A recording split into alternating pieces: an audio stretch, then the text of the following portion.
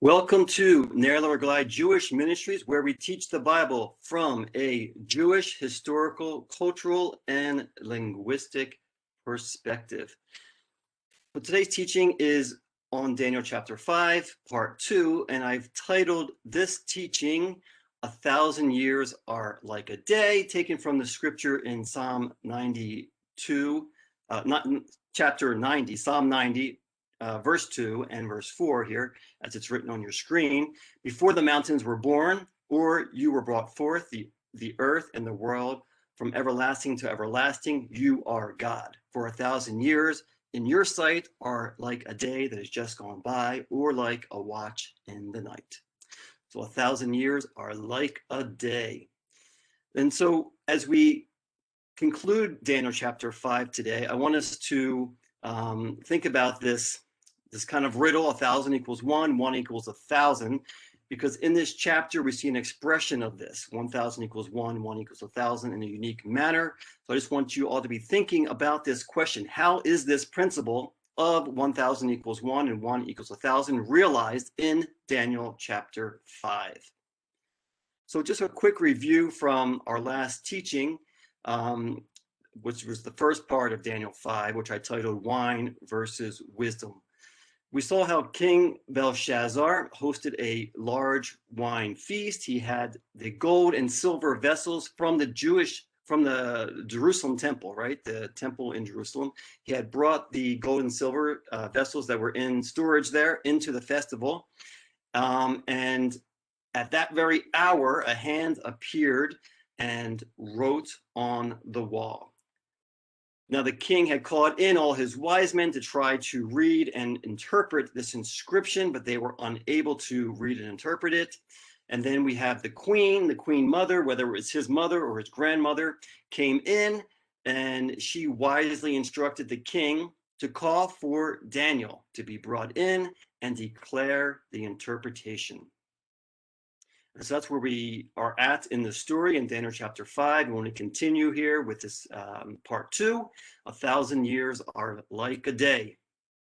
So as we go into this next part, I want to ask the obvious question: where was Daniel? Because when the wise men were brought in, Daniel did not come with them. So why was Daniel not brought in with the other wise men? And I think the obvious answer is that Daniel was probably in retirement, right? Because you have a new king and a new administration. And this new king actually had happened, there have been several kings going back from 562 when Nebuchadnezzar died, right? And we know now it's at that time in Daniel 5, it was 539 BCE. So 23 years had elapsed, and you had several new kings and administrations, and you have a change in your administration, right? Your change in wise men and who's the ruler of the wise men. Obviously, Daniel was not at that point. And so I asked the question: was God silent during those 23 years? We know that God was not silent. We know that God was still actually active in Daniel's life, because Daniel chapters 7 and 8 are documented revelations which took place during those years. Daniel 7 took place in the first year of Belshazzar's reign, which was 553 BCE, and Daniel 8 took place or occurred in the third year of Belshazzar's reign, which is 551 BCE. So right in the middle of those 23 years, right, from 562 to 539, right in the middle, God was really working in Daniel's life, and he probably had enough to chew on, enough to think about with those two visions, which we will get into in the coming teachings. So King Belshazzar had Daniel brought before him to read and interpret the writing. So we want to continue now in verse 13 of Daniel chapter 5, which comes into this explanation of the writing on the wall. And it says this: Then Daniel was brought in before the king. The king began speaking and said to Daniel, "Are you that Daniel who is one of the exiles from Judah, whom my father the king brought from Judah? Now I have heard about you that a spirit of the gods is in you, and that illumination, insight, and extraordinary wisdom have been found in you. Just now, the wise men and the sorcerers were brought in before me to read this inscription and make its interpretation known to me, but they could not declare the interpretation of the message. But I personally have heard about you, that you are able to give interpretations and solve difficult problems. Now, if you are able to read the inscription and make its interpretation known to me, you will be clothed with purple and wear a necklace of gold around your neck, and you will have authority as the third ruler in the kingdom. So Belshazzar acted as if he did not know Daniel. But as we will see later, Belshazzar should have known who Daniel was. It could have been that he was drunk. We know that it was a wine fest, and who knows what was the situation. Belshazzar's remarks to Daniel about being one of the exiles from Judah, whom Nebuchadnezzar had brought to Babylon, seems to be a way of diminishing Daniel's high status in the queen mother's eyes, as we read about in the last teaching, because she spoke very highly of Daniel. And Belshazzar seems to be focusing on the things that would not elevate him. And then Belshazzar placed a challenge before Daniel to read and interpret the writing. And Belshazzar seems to be saying, the other wise men and diviners could not read or interpret the writing. Can you do it? If you are able to do this, then you will be richly rewarded by me, the king. Right? So it's kind of seems like he's kind of speaking down to Daniel a bit and seeing if he can really meet this challenge. The prophet Daniel was not moved by the gifts of motivation from the king, as we read here in verse 17. Then Daniel replied and said before the king, keep your gifts for yourself or give your rewards to someone else. However, I will read the inscription to the king and make the interpretation known to him. Now, Daniel was a godly man, and he had no need of gold, fine linen, status, or power. Daniel was a faithful servant of God from his youth, and he remained faithful until the end from everything that we see in the book of Daniel and in other scriptures which speak of this prophet. He was at least 80 years old at this time in Daniel 5. He had all of his needs met and was not looking for a job. He told the king to keep the gifts for himself, but informed the king that he would both read and interpret the writing. So then we continue with verse 18, and I've titled this Daniel's preamble because it's this little section of Daniel giving his opinion to the king and kind of setting the king straight before he actually reads and interprets the writing. And Daniel says this, O king, the Most High God granted sovereignty, greatness, honor, and majesty to Nebuchadnezzar your father. Now, because of the greatness which he granted him, all the peoples, nations, and populations of all languages trembled and feared in his presence. Whomever he wished, he killed, and whomever he wished, he spared alive, and whomever he wished, he elevated, and whomever he wished, he humbled. But when his heart was arrogant and his spirit became so overbearing that he behaved presumptuously, he was deposed from his royal throne, and his dignity was taken away from him. He was also driven away from mankind, and his heart was made like that of animals, and his dwelling place was with the wild donkeys. He was given grass to eat like cattle, and his body was drenched with the dew of heaven, until he recognized that the Most High God is ruler over the realm of mankind, and that he sets over it whomever he wishes. Yet you, his son, Belshazzar, have not humbled your heart, even though you knew all this, but you have risen up against the Lord of heaven, and they have brought the vessels of his house before you, and you and your nobles, your wives and your concubines have been drinking wine out of them, and you have praised the gods of silver and gold, of bronze, iron, wood, and stone, which do not see, nor hear, nor understand. But the God in whose hand are your life breath and all your ways, you have not glorified. Then the hand was sent from him, and this inscription was written out. So before Daniel reads and interprets the inscription on the wall, Daniel gave the king some context and perspective along with a history lesson in the making and breaking of kings. The following is a summary of what Daniel communicated to King Belshazzar.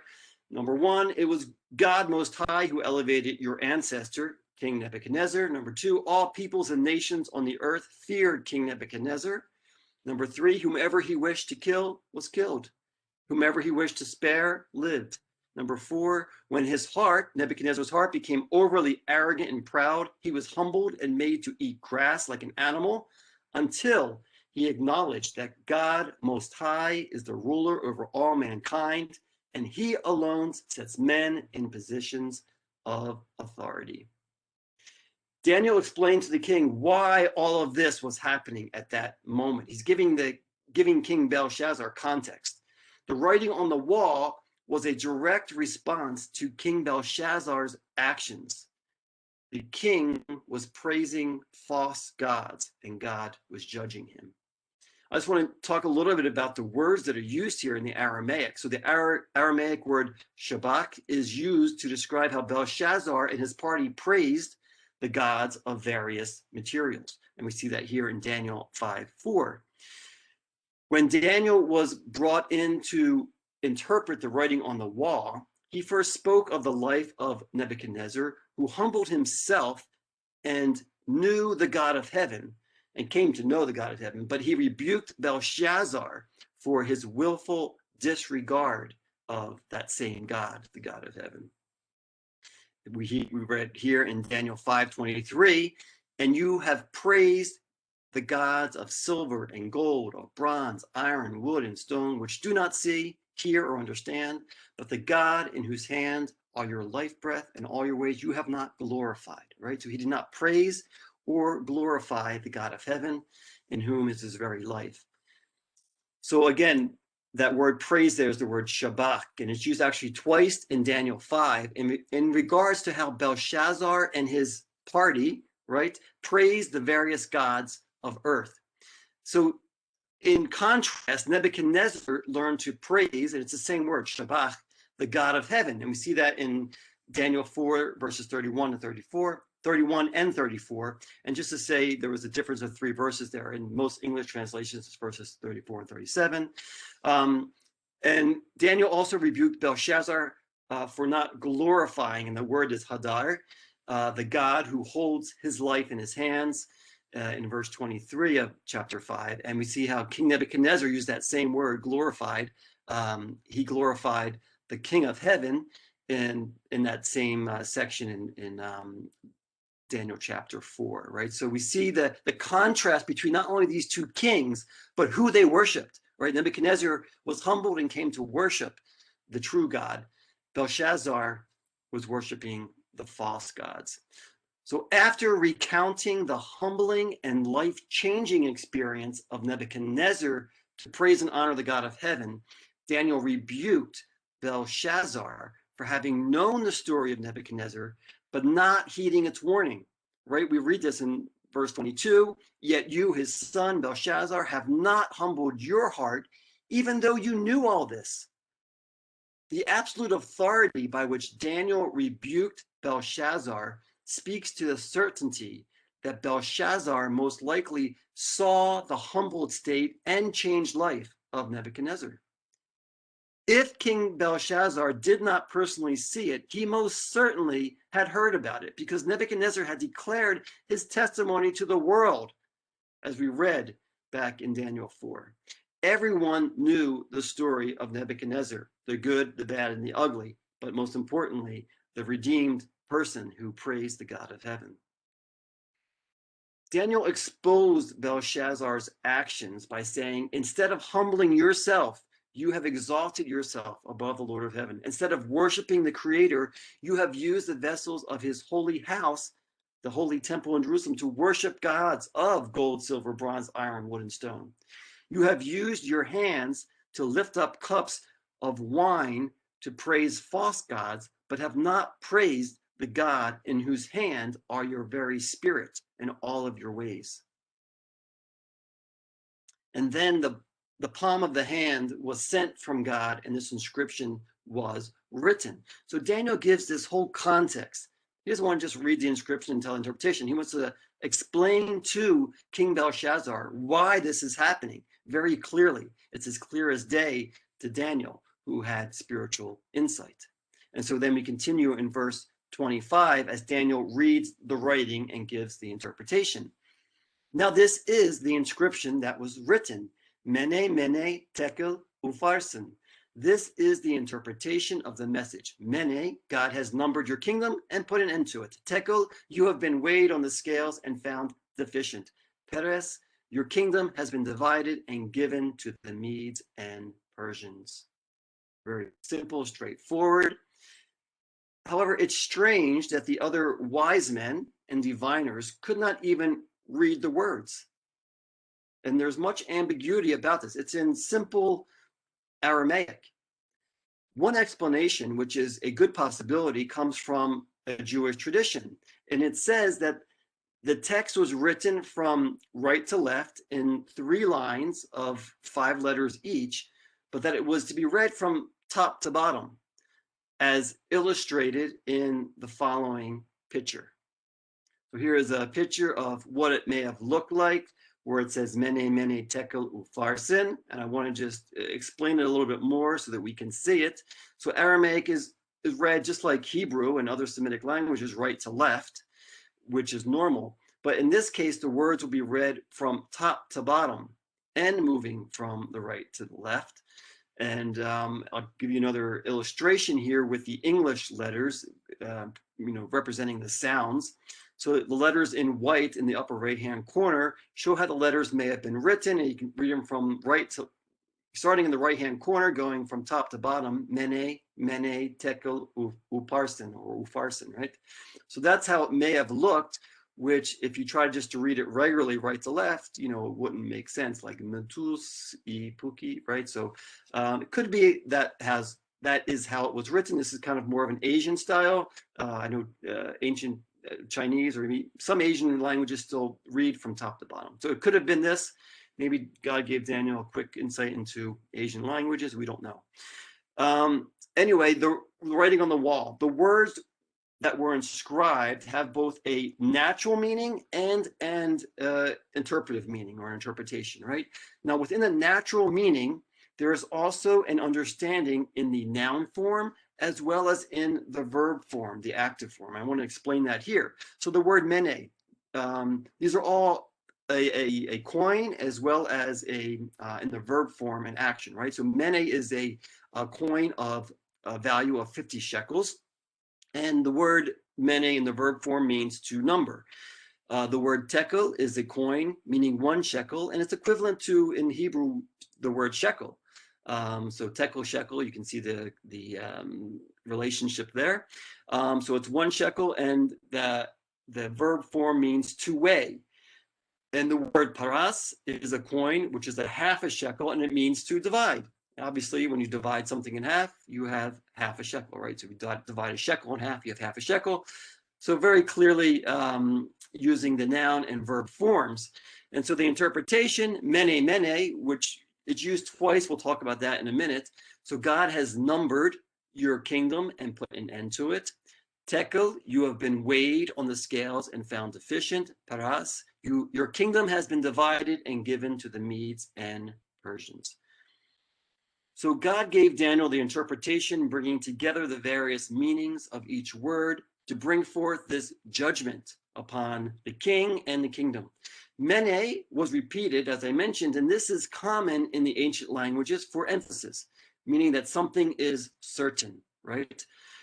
Paras has a unique triple meaning.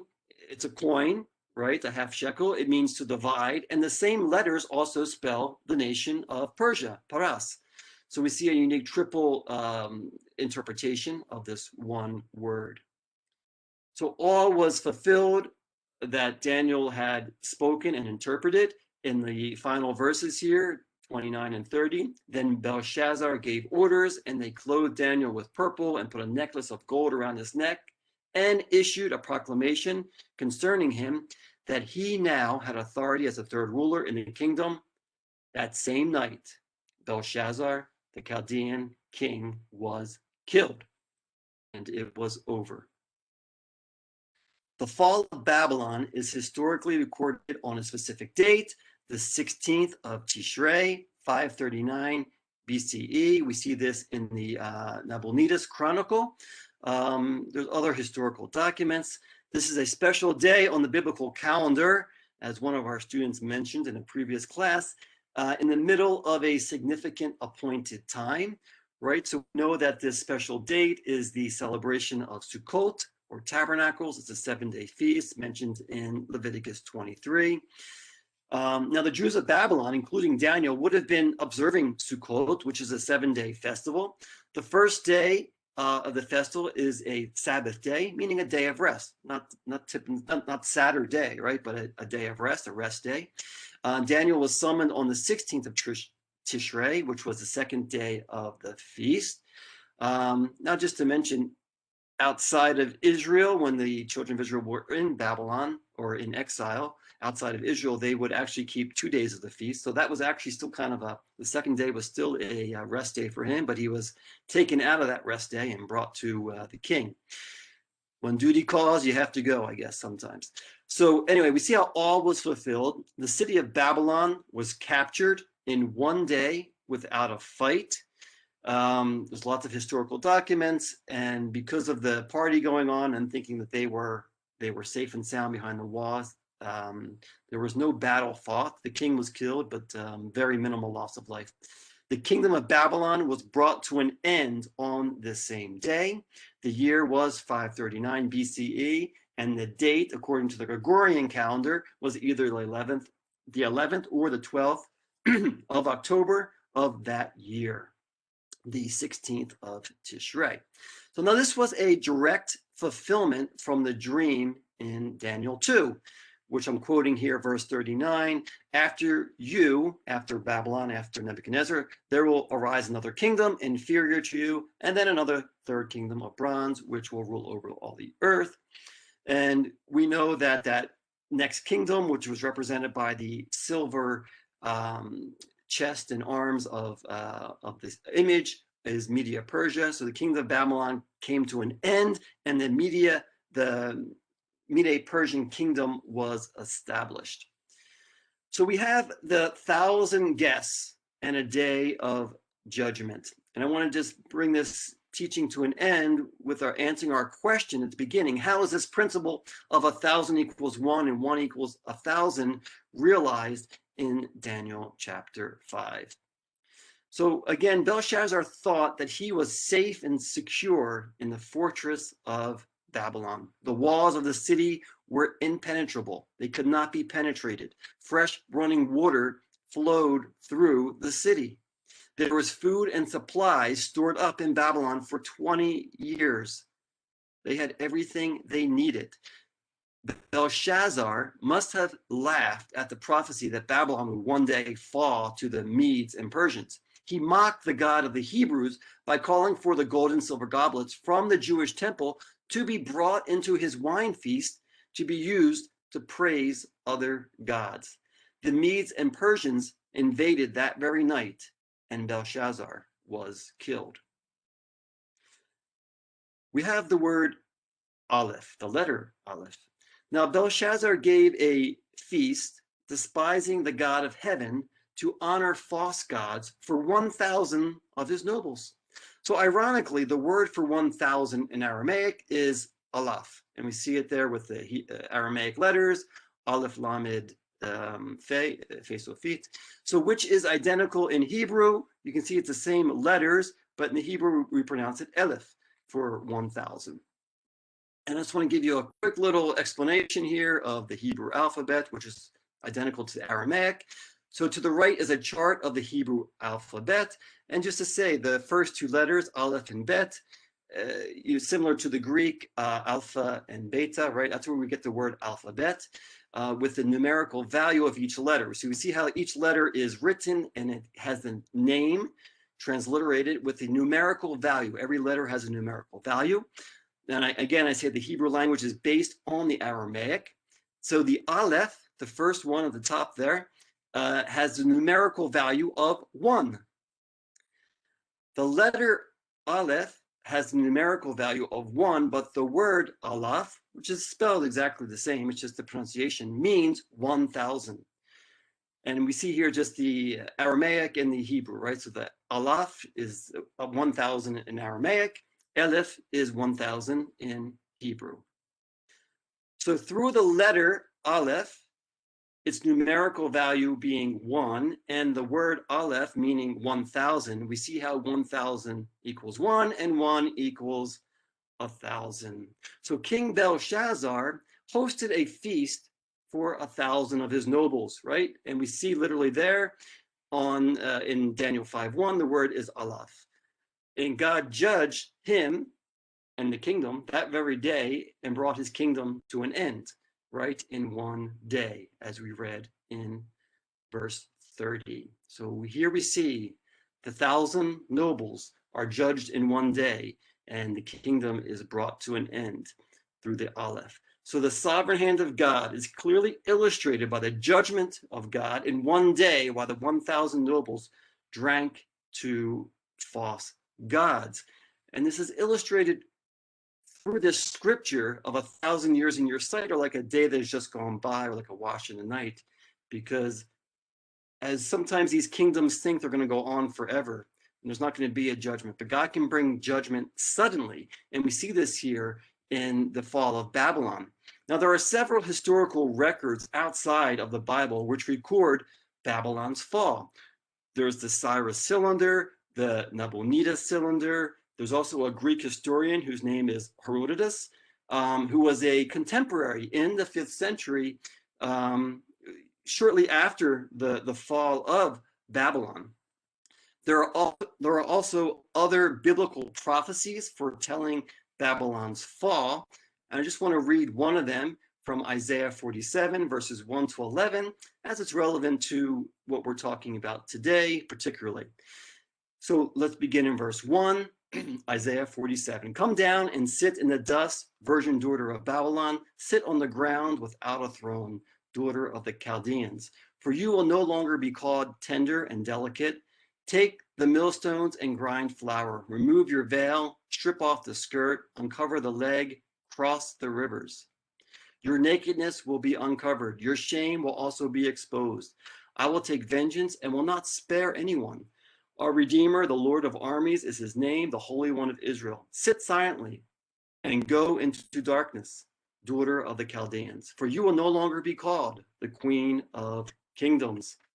I was angry with my people. I profaned my heritage and handed them over to you. You did not show mercy to them. On the aged, you made your yoke very heavy. Yet you said, I will be a queen forever. These things you did not consider, nor remember the outcome of them. Now then, hear this, you luxuriant one who lives securely, who says in her heart, I am, and there is no one besides me. I will not sit as a widow, nor know the loss of children. But these two things will come on you suddenly in one day, loss of children and widowhood. They will come on you in full measure, in spite of your many sorceries, in spite of the great power of your spells. You felt secure in your wickedness and said, no one sees me. Your wisdom and your knowledge, they have led you astray. For you have said in your heart, I am, and there is no one beside me. But evil will come on you, which you will not know how to charm away, and disaster will fall on you, for which you cannot atone, and destruction about which you do not know will come on you suddenly. The kingdom of Babylon was conquered in one day, according to the prophecy, according to the word of the Lord. But the spirit of Babylon lives on. And what do I mean by that? We know from the scriptures, Babylon is this kingdom that represents opposition to God. And it was that first kingdom of that image, right, of the several kingdoms. And we know that in prophecy, and especially in the book of Revelation, we see how Babylon represents that kingdom that opposes God, or the kingdoms of the world. And we'll read this in Revelation 17, verses 4 and 5. And as we talked about before, Babylon is highlighted or focused on in Revelation 17 and 18, right before the the judgment and coming of Messiah.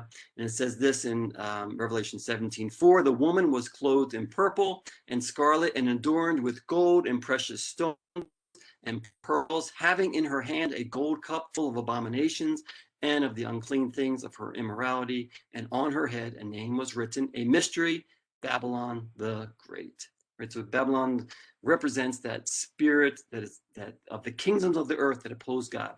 Now, just as the kingdom of Babylon was judged while setting the people of Judah free, right? Because on that very day that Babylon was judged, the people, all the people of the foreigners in that kingdom were set free.